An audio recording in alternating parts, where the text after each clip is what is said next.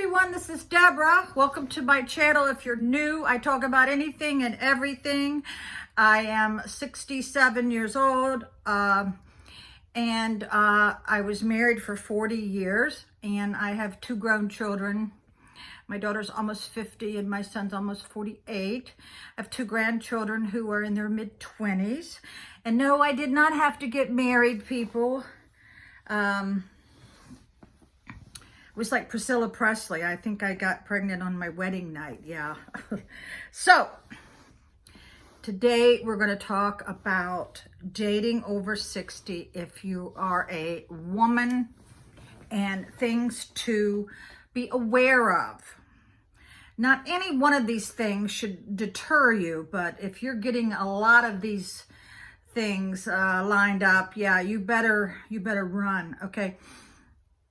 I've only been on one date this year, and that was enough for me. And then I decided to go on Facebook Friends and see if any of the guys were appealing to me. One of them was, and I gave him my number, and I decided, okay, I'm going to call him, see where this goes, because that will save you a lot of grief.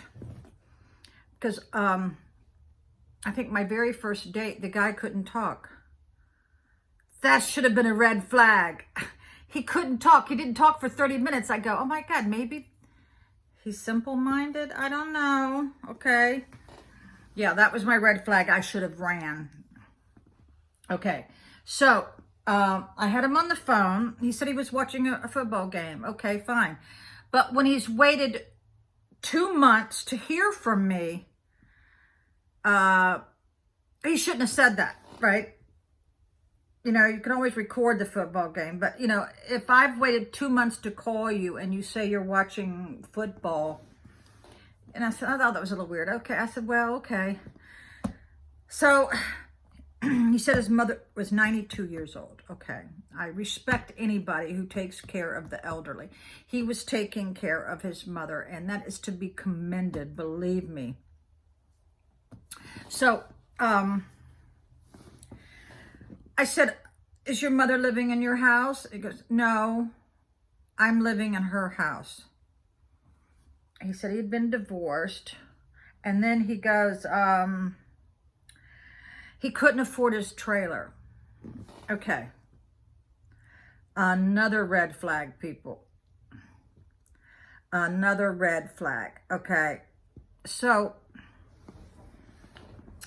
I said, well, why did you have to sell your mobile home?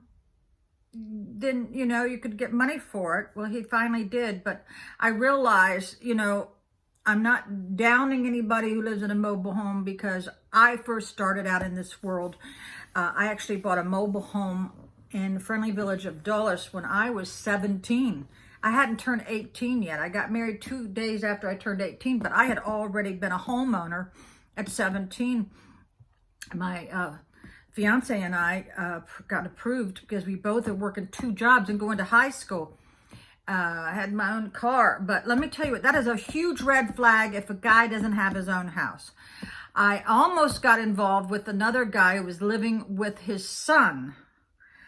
And then when I was living in Front Row, I went out on a date with a younger guy, I think in his 40s, and he was living in somebody's basement.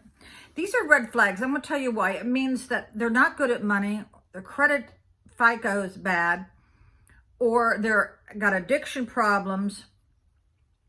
It could be a variety of things, or he could have just gotten out of the big house. For someone who's pushing 70, who doesn't even own their own house, there is some serious issues.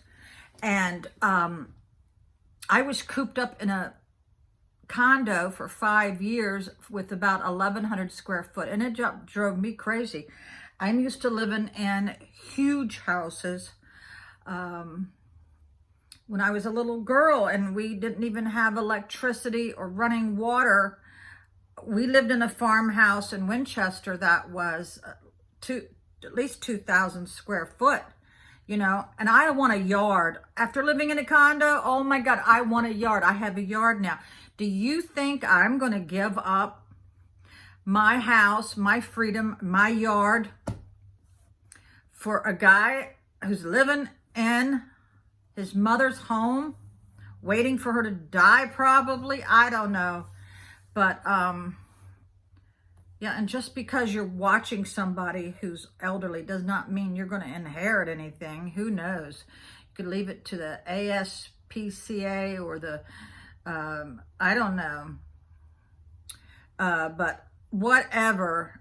Yes, you have to figure in money when you're over 65. That may sound a little crass, but you've got to figure in, because you're at the end stages of your life, right?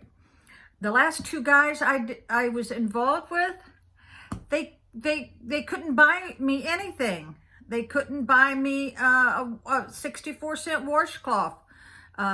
They were very frugal because I'll tell you why.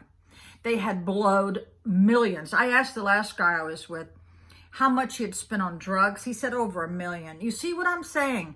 These are huge red flags, girls. So when you're out there, you try to find a picture of their house or ask them, where do you live? What's your living arrangements? That is probably the number one question you should ask if you're getting involved with somebody, okay? And I would definitely, before you even go to bed with anybody, get a STD test. Oh my God. I remember asking one guy to get the whole panel. And when he brought me the results, I go, wait a minute, you're missing the most important one, AIDS, right? He said I was too picky. No, you need to be picky, girls. He said I was paranoid. No, I'm careful. You just don't get 2 or 3 little STD tests. You get the whole panel, people. That is, let's see, what is it? I forgot the word for it. I think it starts with a C. Whatever. Yeah, there's one that is no cure. There's a couple there's no cure. So, yeah, ask for that, girls. All right, bye.